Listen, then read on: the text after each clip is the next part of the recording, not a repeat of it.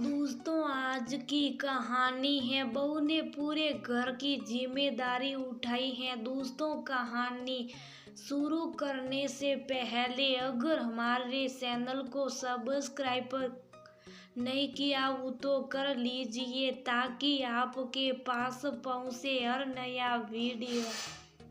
अरे भाभी, आपको क्या पता इस वर्दी के पीछे की सच्चाई, कितनी मेहनत लगती है, खून पसीना एक करना पड़ता, तब हम देश की रक्षा करते। आपका क्या, आप तो चैन की नींद सोती हैं और हम वह जानते हैं जागते। घर बैठे बैठे सब सुख मिल जाता है, इसलिए औरतें बड़ी बड़ी बातें करती हैं। नेहा के पड़ोसी विमल बोल रहे थे। वही बेटा नेहा का पति राजेश बोला, सही कहा तुमने विमल, इसे तो लगता है मैं जाता हूँ और घूमकर आ जाता हूँ, तभी तो मैं सोचूं जब तक मैं ड्यूटी पर रहता हूँ ये कुछ नहीं बताती है। मेरे आने के बाद ये अपनी फरमाइश और बच्चों के शिकायतों का पिटारा खोलती, और जब मैं सुनता नहीं हूँ तो कहती हैं आप ही बताइए, मैं आपसे कब कहूँ। विमल बोला, राजेश भैया, ये भाभी की नहीं बल्कि दुनिया की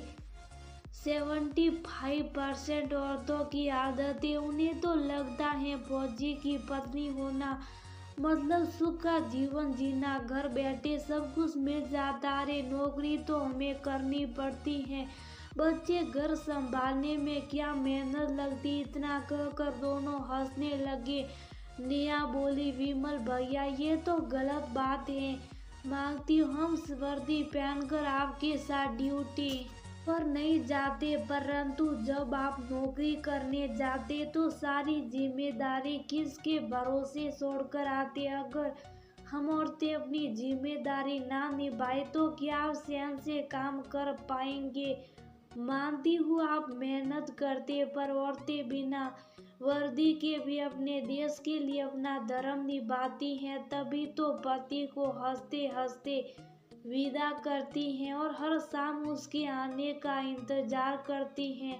विमल बोला, भाभी ये सब फिल्मी बातें, ये बस फिल्मों में अच्छी लगती, मेरा बस सलेतों में सभी औरतों कि एक बार ड्यूटी के लिए भेज दूँ, 2 रोज में उनकी हालत टाइट हो जाएगी और उन्हें अपने पतियों की कदर हो जाएगी।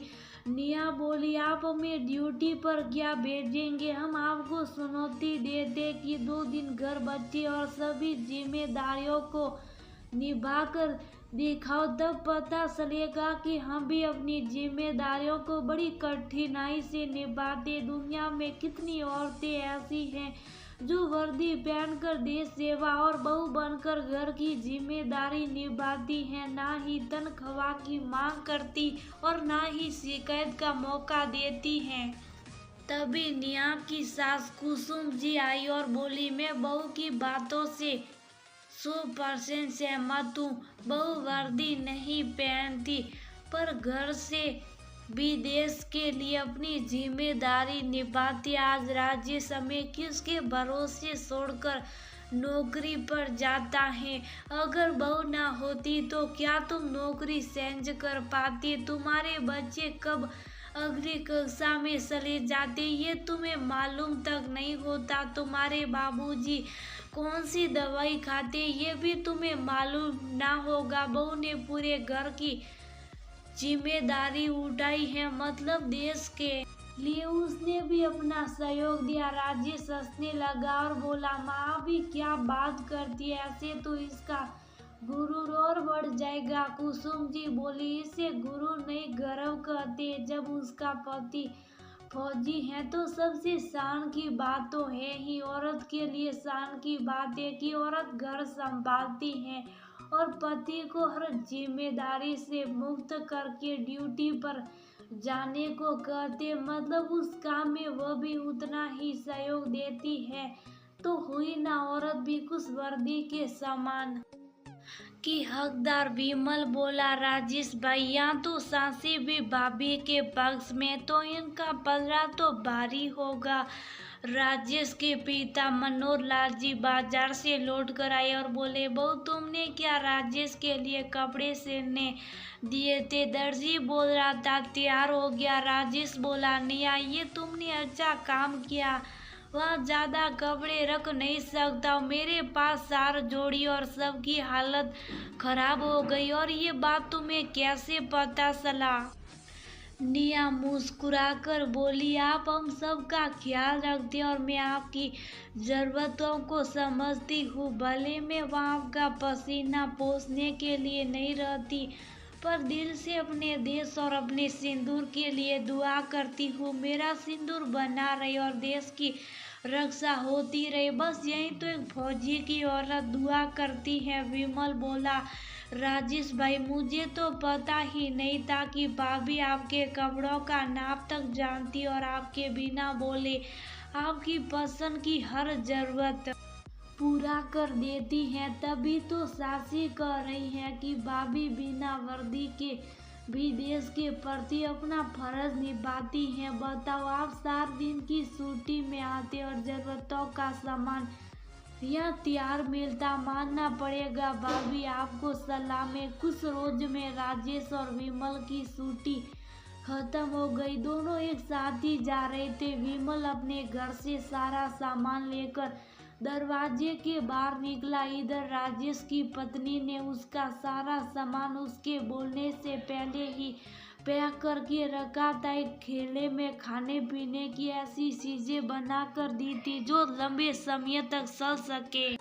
राजेश और विमल दोनों पड़ोसी थे। विमल की पत्नी रेखा कल से रोए जा रही थी कि पति अब वापस नौकरी पर जा रही। इधर राजेश की पत्नी मुस्कुराते हुए उसे विदा कर रही थी।